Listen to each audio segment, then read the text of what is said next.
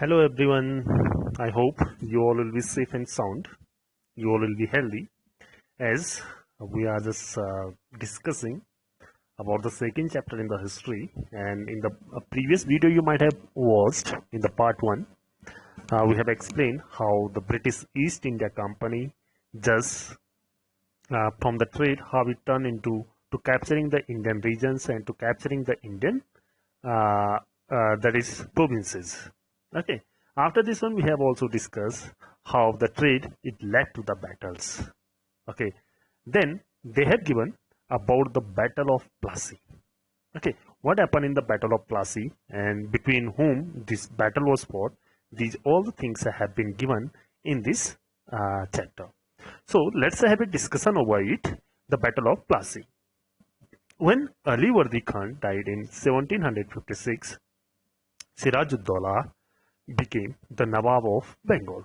So, as we came to know about the Murshid Quli Ali Khan, then Ali Wardi Khan, they after them, when the Siraj-ud-Dawla he became the Nawab of Bengal. Nawab means the ruler of the Bengal. Then what happened? The company was worried about his power and leaned on a puppet ruler who would willingly give trade concessions and other privileges. So after this one, when he became the ruler of the Bengal, mainly the Siraj-ud-Dawla, then the company, it was worried about his power. The company was somewhat tense about the power of the Siraj-ud-Dawla and leaned on a puppet ruler. And the company, it was searching and it wanted a puppet ruler. Puppet ruler means to say which can be controlled by the company. And left side you can see the meaning, literally a toy that you can move with strings, which can work according to you. Okay, this is called puppet. Puppet means to say the company, it wanted a Nawab in the Bengal which can work according to their wish. Okay, so and who would willingly give trade concessions and other privileges. So the company also wanted this sort of the Nawab which can just give them concession in the trade and as well as the other special rights. So it tried, though without success, to help one of the Siraj-ud-Dawla's rival become the Nawab. So after this one, what happened? So the company tried for it, though without success. The company didn't get the success over it to help one of the Siraj-ud-Dawla rival, whoever the enemy, whoever the that is competitor of the Siraj-ud-Dawla. The company just try to help to that person to become the Nawab of the Bengal. Then what happens? See, as infuriated, Siraj-ud-Dawla asked the company to stop meddling in the political affairs of his dominion. Then what happened? As the Siraj-ud-Dawla got furious, whatever the things have been done by the company. So after this one, the Siraj-ud-Dawla just asked to the company to stop the meddling of the political affairs of his dominion. Whatever the political affair, whatever the administrative system has been established by the Siraj-ud-Dawla. So the Siraj-ud-Dawla told the company to stop to interfere in these matters, stop fortification and pay the revenues. And as well as the Siraj-ud-Dawla asked to the East India Company to stop whatever the fortification were being done by the company at the time. So it has also asked to the company to stop it and to pay the revenues. And they had to pay the revenues to the Nawab of Bengal. Then after this negotiation failed, the Nawab marched with 30,000 soldiers to the English factory at Kasim Bazar, captured the company officials, locked the warehouses, disarmed all Englishmen, and blockaded English ships. As whatever the agreement between both company and between the Siraj-ud-Dawla, when this agreement was failed, then what happened? See, so the Nawab of the Bengal, Siraj-ud-Dawla, marched with 30,000 soldiers. He moved with the 30,000 soldiers to the English factory, whatever the factory they have established as the Kasim Bazar in mainly in Bengal Presidency, mainly in Calcutta. So it has been captured, and as well as they have captured whoever the company workers were there, company officials were there. They were also just captured and locked the warehouses, whatever the storehouses they were having, these were locked, disarmed on Englishmen, whatever the arms and ammunition they were having, so it had been taken by the soldiers, Nawab soldiers. Then blockaded English ships, whatever the ships were there, who were they were using for importing and exporting the things. So they were also blockaded these routes. Then he marched to Calcutta to establish control over the company's fort there. Then the Nawab of Bengal, Sirajuddaula, he moved to Kolkata to establish control over the company's fort there. Whatever the fort has been, whatever the castle has been made by the company in that area, so he moved along with his soldiers over there. Then, on hearing the news of the fall of Calcutta, company officials in Madras sent forces under the command of Robert Clive. Then, when this news it was spread that Nawab of Bengal had attacked over the Calcutta, so then after this one, what happened? After hearing this news, so the company company officials who are working in the Madras, now it is come to be known as Chennai. So it has sent the forces over there under the leadership, under the command of the Robert Clive, who was also the company official. That is reinforced by naval fleets, and these were sent with the navy. Naval fleet means navy or army. Then prolonged negotiation with the Nawab followed, and the negotiations with the Nawab, at first they tried to do the agreement, and they wanted to do the negotiation with the Nawab. Finally, in 1757, Robert Clive led the company's army against Sirajuddaulah at Plassey. So finally what happened, whatever the company army was there under the leadership of Robert Clive, so it just moved towards the against the Sirajuddaulah at the Plassey. One of the main reasons for the defeat of the Nawab was that the force led by the Mir Jafar, one of the Sirajuddaullah's commander, never fought the battle. So, in this one, mainly in the Battle of Plassey, it took place in the year of 1757 between Sirajuddaulah and company. Mainly, it was led by the Robert Clive. So, the Sirajuddaulah was defeated over there just because of one of his commander named Mir Jafar, who never fought in the battle. Robert Clive had managed to secure his support by promising to make him Nawab and crushing Sirajuddaulah. Because why the Mir Jafar didn't support the Nawab of Bengal at that time? Because he was just managed to secure his support. The Clive had promised to him to give the security and support by promising to him to upcoming the next Nawab of the Bengal. That is why it just led to the defeat of the Sirajuddaulah in the Battle of Plassey. Then the Battle of Plassey became famous because it was the first major victory the company won in India. And this particular battle, which was fought in 1757, it became quite prominent, quite famous, because it was the first main victory of the company that he just won this battle in the India. Then after the defeat at Plassey, Sirajuddaulah was assassinated and Mir Jafar made the Nawab. After the defeat in the Plassey, in the Battle of Plassey, so the Sirajuddaulah, he was assassinated, he was killed by the company, and Mir Jafar made the Nawab of Bengal. Then the company was still unwilling to take over the responsibilities of administration.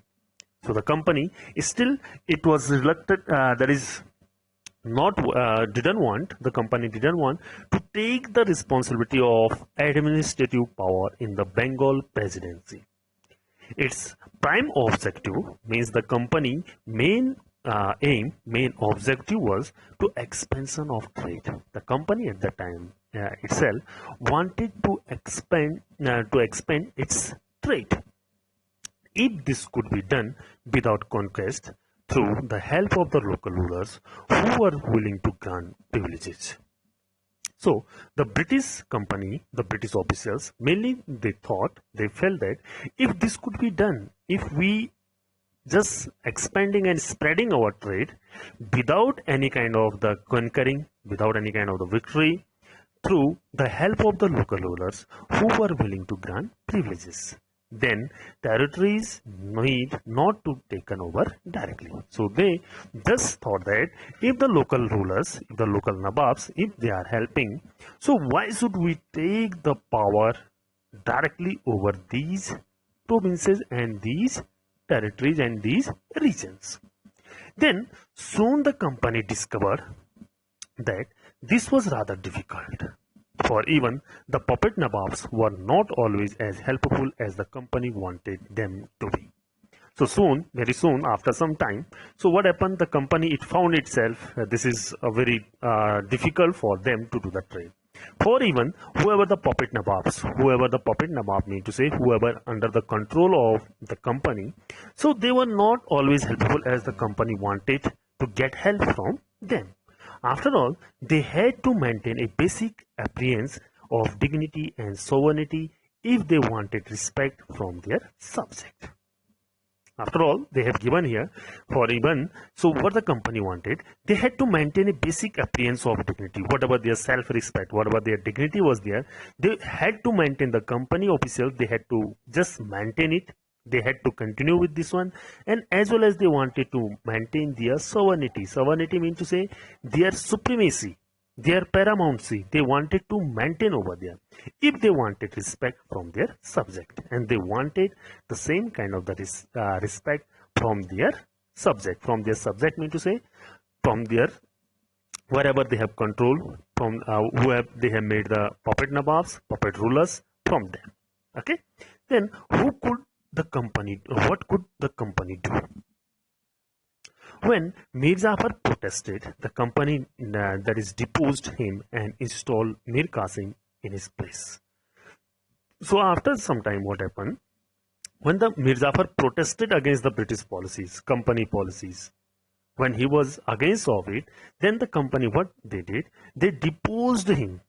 They just withdraw this particular Nawab from the Bengal, and they made the Nawab Mir Qasim in his place.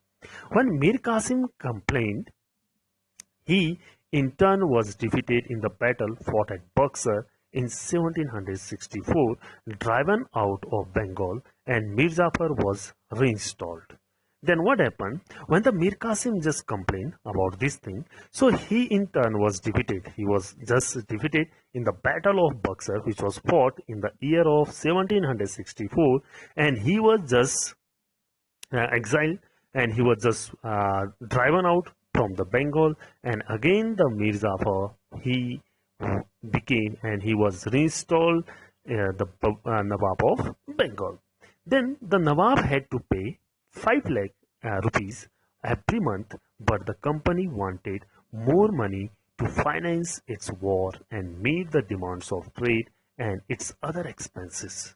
So, as the Nawab, whoever the Nawab at that time in the Bengal presidency, what they had to do, they had to pay, that is 5 lakh rupees to the company, and the company wanted more money to finance its war, whatever the wars at that time the British was involved. So for meeting these demands, and company also wanted to just expand its trade, and they wanted more revenues, more that is money from the Nawabs, and as well as here they have given it wanted more territories and more revenue. So the company wanted to control over the local rulers of the more territories, more provinces, as well as more revenue the company wanted, more income the company wanted. By the time Mir Jafar died in 1765, the mood of company had changed. As the Mir Jafar died in the year of 1765, then whatever the company wanted, so it has totally changed. Having failed to work with puppet Nawabs, Clive declared, we must indeed become real Nawabs ourselves. So what happened after this one? So having failed to work with the puppet Nawabs, whatever the puppet Nawabs had been appointed by the company. So now the Robert Clive, he declared, we must indeed become Nawabs ourselves.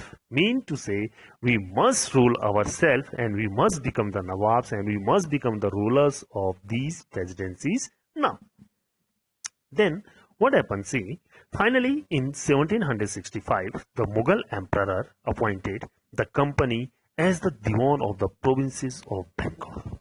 So after this one, what happened? See, so the company, it just appointed as the Diwan, as the ruler, as the Nawab of the provinces of Bengal. The Diwani allowed the company to use the vast revenue resources of Bengal. So this right, this particular thing, that has allowed to the company to just consume the huge income resources of Bengal. This solved a major problem that the company had earlier faced. Whatever the company earlier it faced regarding the problem with the revenue, so now these all the things had solved. From the early 18th century, its trade with India had expanded. Then what happened? From the from the beginning of the 18th century, whatever the trade was being done by them with India, it had just expanded. It became more and more. But it had to buy most of the goods in India with gold and silver imported from Britain. And at that time, whatever the goods they were purchasing, they were buying from the Indians at that time, they had to buy it with the help of the gold and silver. This was because at this time, Britain had no goods to sell in India. So this is the time, at the time, the Britishers, they didn't have any kind of the goods to sell in India. The outflow of gold from Britain slowed after the Battle of Plassey and entirely stopped after the assumption of Diwani. So after this one, what happened? So whatever the outflow of the gold, whatever the things they used to purchase with the help of the gold and silver, so it became quite slow. It fell down just because of after the Battle of Plassey, and entirely stopped after the assumption of Diwani, when the company was appointed as the Diwan of Bengal. Now, revenues from India could finance company expenses. Now, whatever the income they were getting, whatever the revenues they were getting from the Indians at that time, it could finance company expenses. Whatever the expenses, जो भी company के खर्च थे, these can be managed by this particular revenue. These revenues could be used to purchase cotton and silk textile in India, maintain company troops, and meet the cost of building the company fort and offices at Calcutta. And whatever the income, whatever the revenue at the time the company was having from this, so it could managed and it could be used for buying the cotton and silk textile in India, maintaining the company army, meet the cost of the building, the company forts mainly, and the offices at Calcutta. Then company officials become nabobs. What is this? Nabob means to say Nawab. Okay, means the ruler. Okay, what they have given under this one? See, what did it mean to be nabobs? It means, of course, that the company acquired more power and authority. That means to say the company get more power and more authority over the Bengal presidency. But it also meant something else. Each company servant began to have visions of living like Nawabs. Now, what is the meaning of something here that has been given? Each company servant, whatever the company appointed their officials in India, so they begin to have visions of living like Nawabs, living like a ruler. Okay, then after the Battle of Plassey, the actual Nawabs of the Bengal were forced to give land and vast sums of money and personal gifts to company officials. After the Battle of Plassey, whoever the actual Nawabs were there, whoever the real Nawabs over there in the Bengal presidency, they were forced, they were compelled to give land and huge sums of money and personal gifts to the company officials. They had to give was the huge sums of money and the land to the company officials. Robert Clive himself, amassed a fortune in India. He had to come Madras, now Chennai, from England in 1743 at the age of 18. So that is mainly they have talked here about the Robert Clive. So he himself amassed a fortune. He himself a very lucky person. He got one kind of the fortunate to come to India. He had to come India mainly in the Chennai, earlier it was known as the Madras, from England in 1743 at the age of 18 years. When in 1767 he left India, his Indian fortune was worth, that is euro, 4,01,102. Okay, whatever he has earned here, that has been given the amount, that is in euro, that is 4,01,102. Interestingly, when he was appointed governor of Bengal in 1764, he was asked to remove corruption in company administration, but he was himself cross-examined in 1772 by the British Parliament, which was suspicious of his vast wealth. As he was appointed the governor of the Bengal, mainly Robert Clive, in 1764, and he was asked to remove corruption, whatever the corruption was there in the company administration during his governorship. So he was asked to inspect each and everything over there, but he was himself cross-examined, and he was also inspected, Robert Clive, in 1772 by the British Parliament, and he found the suspicious just because of his huge wealth. Although he was acquitted, he committed suicide in 1774. Although he didn't found guilty. Nirdosh thao means acquitted, mean to say didn't find guilty that person. But even after that, he committed suicide in 1774. However, not all the company officials succeeded in making money like Clive. However, whatever the company officials who were there, so they didn't get the same success as the Robert Clive just earned the money. Many died an early death in India due to disease and war, and it would not be right to raise all of them as corrupted and dishonest.